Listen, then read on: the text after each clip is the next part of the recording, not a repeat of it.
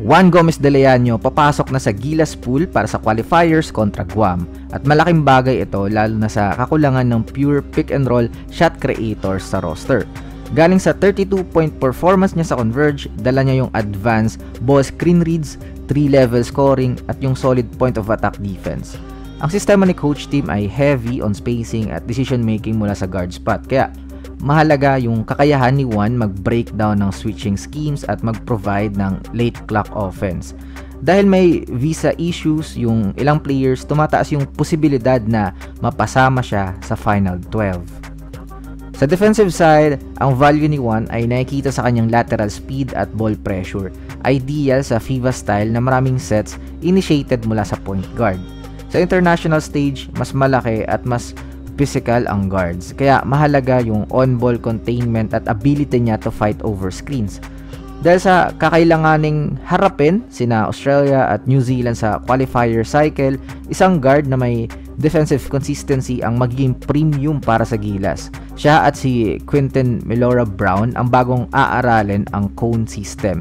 Ngunit kung mabilis siyang maka-adapt, posibleng maging long-term rotation guard siya. Dumating na rin sa bansa ang 6'10" stretch big naturalization candidate na si Benny Boatwright para umattend ng congressional hearings. Kung maaprubahan yung naturalization, makakakuha ang Gilas ng 5-out capable big man na may pick and pop range at spacing gravity.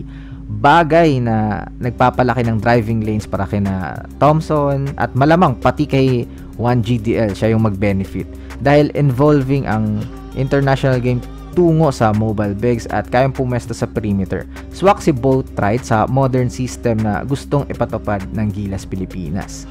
Sa posibleng future Gilas lineup, Boatwright ang magiging strategic counter laban sa malalaking front courts ng Australia at New Zealand dahil kanyang mag-punish ng drop coverage at mag-force ng defensive rotations. Pwede rin siyang gawing post facilitator kapag kailangan ng interior reads, similar sa role na minsan nakikita natin sa East Asia Super League at sa FIBA. Habang inaantay yung progress ng naturalization sa hearing, ang integration plan niya sa spacing structure ng Gilas ay isa sa pinaka-importante sa program. Samantala, muling darating si Jamie Malonzo upang sumali sa Gilas build-up.